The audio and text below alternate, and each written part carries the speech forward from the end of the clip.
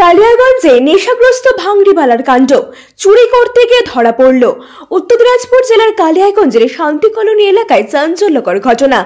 বৃহস্পতিবার 6 মার্চ সকালে এক ভাঙড়িওয়ালা নেশাগ্রস্ত অবস্থায় এলাকায় ভাঙড়ি সংগ্রহ করতে আসে। প্রত্যক্ষদর্শীদের মতে সে প্রথমে বাড়ির মালিকের সঙ্গে দরদাম করতে ব্যস্ত থাকে এবং খুচরো টাকার অজুহাত দেখে তাকে ঘরের ভেতরে পাঠায়। এই সুযোগে অভিযুক্ত ভাঙড়িওয়ালা বাড়ির উঠানে থাকা ঠাকুরের বিভিন্ন জিনিসপত্র নিজের ব্যাগে ভরতে শুরু করে। বাড়ির লোকজন বিষয়টি লক্ষ্য করতে চিৎকার শুরু করলে আশেপাশের প্রতিবেশীরা ছুটে আসেন। তৎক্ষণাৎ তাকে আটক করা হয় এবং স্থানীয় পুলিশকে খবর দেওয়া হয়। খবর পেয়ে কালিয়াগঞ্জ থানার পুলিশ ঘটনাস্থলে পৌঁছে অভিযুক্তকে আটক করে থানায় নিয়ে যায়। পুলিশ সূত্রে জানা গেছে, ধৃত ব্যক্তির বিরুদ্ধে আগে অর্থনৈতিক কাজের অভিযোগ রয়েছে। এই প্রসঙ্গে ভুক্তভোগী বাড়ির সদস্যরা একে একে কি বললেন শুনুন। জানিয়েছি, এসে নিয়ে গেছে, ওরা ধরে নিয়ে গেল। এখন যা পদক্ষেপ করা ওনারা নেবে। যাতে আতঙ্ক হয়ে আছেন আপনারা? হ্যাঁ, আতঙ্কিত তো অবশ্যই, কারণ সবসময় তো ছেলে মানুষরা বাড়িতে থাকে না, মেয়েরা একা থাকে। এটা বাইরে ঘুরে গেলে, জীবন জীবিকার কাজে গেলে আমাদের একটু চিন্তায় থাকতে হয় সবসময় যে বাড়িতে কি হচ্ছে না হচ্ছে। আর অচেনা লোককে তো কোনোভাবেই বাড়িতে প্রবেশ করানো একেবারেই অনুচিত।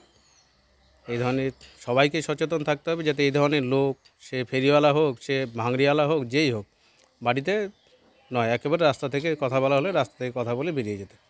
আচ্ছা, আপনার নাম? আমার নাম সুরজিৎ সিংহ রায়। আর যে এসেছিল তার নামটা কি জানা গেছে?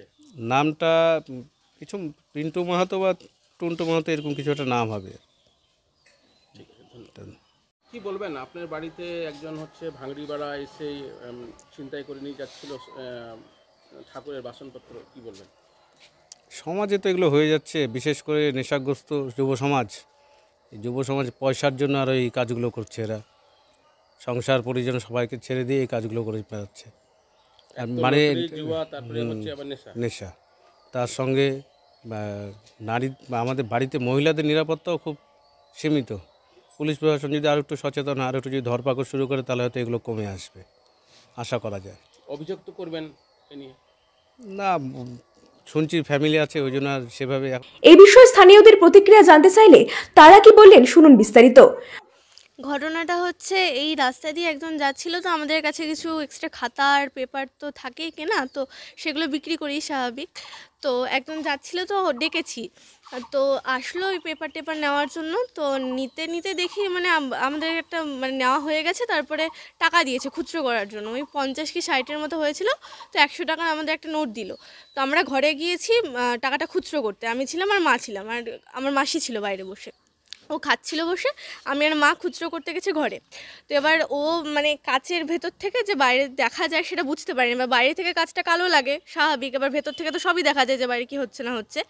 তো আমার মাসি বসে খাচ্ছিল আর আমরা গেছি ভেতরে খুচরো করতে। তো ভেবেছে বোধহয় এখানে কেউ নেই, আর ওখানে পুজোর বাসন থেকে শুরু করে মানে পিতলের যত পুজোর বাসন জিনিসপত্র সব মানে মেজে টেজে নিয়ে ওখানে মানে রোদে দেওয়া ছিল শুকানোর জন্য।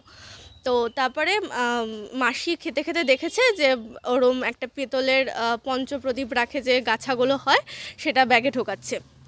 তো ব্যাগে ঢোকানো দেখে তো মাসি চিৎকার করেছে, গিয়ে ধরেছে, কলার ধরে নিয়ে আমরা দাঁড় করিয়ে রাখলাম কিছুক্ষণ। মানে যত পুজোর বাসন ছিল সব আর কি ব্যাগের মধ্যে ঢোকাচ্ছিল। তো তখন দেখতে পেয়ে আমরা ওই পাশের বাড়ি বেকারি থেকে শুরু করে মানে সবাই যতজন ছিল পাড়ার রাস্তায় যাদেরকে দেখলাম সবাইকে ডাকলাম, জড়ো করলাম। তো সবাই এসে নিয়ে ধরলো টরলো। তো তারপরে জানতে পারলাম নাকি এর আগেও ভারত সেবা আশ্রমের ওখানে গিয়ে এরকম চুরি করে এসেছে। তারপর এইখানেও বোধহয় যে পুলিশকে আমরা খবর দিলাম, তারপর যখন আমরা পুলিশকে খবর দিলাম, পুলিশ এসে নিয়ে সেই পুলিশও চিনতে পেরেছে। সেই পুলিশে গিয়ে একবার বলে বাড়িতে গিয়ে থ্রেট দিয়ে এসেছে যে এরকম যেন কাজ বারবার রিপিট না হয়।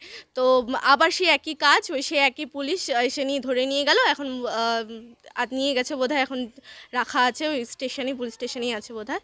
তো এই হচ্ছে ঘটনা। আপনার নাম কি, কোন এলাকার ঘটনা? এটা কালিয়াগঞ্জের ঘটনা। আমার নাম সৃজিতা সিংহ রায়। আচ্ছা, কোন এলাকা এটা পড়ে? এটা শান্তি কলোনি। আচ্ছা, এখন কি চাইছেন আপনারা? এখন নিয়ে যাওয়া হলো, এখন দেখা যাক পুলিশ থেকে কি মানে পুলিশটা কি স্টেপ নেয় সেটার উপরে ডিপেন্ড করবে।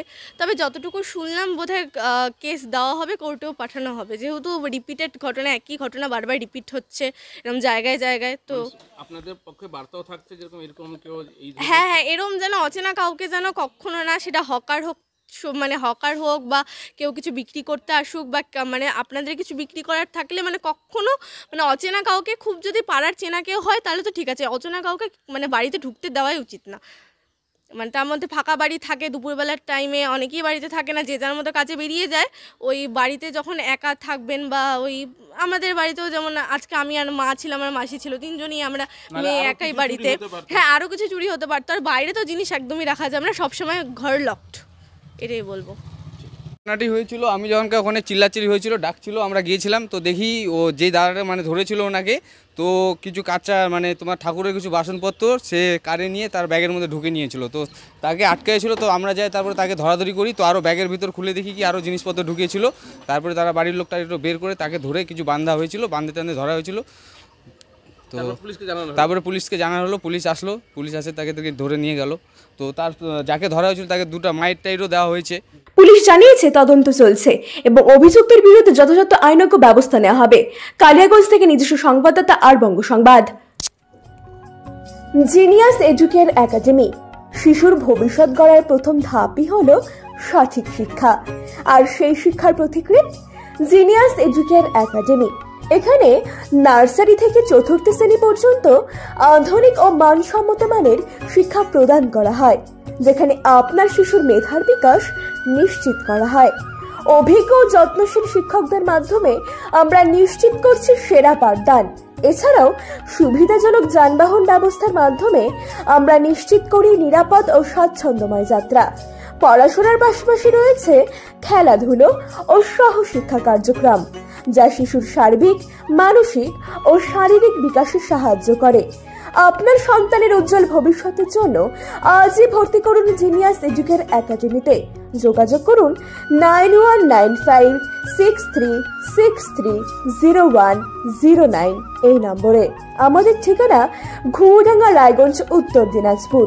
জিনিয়াস এডুকেয়ার একাডেমি, জ্ঞানের আলোয় উজ্জ্বল ভবিষ্যৎ।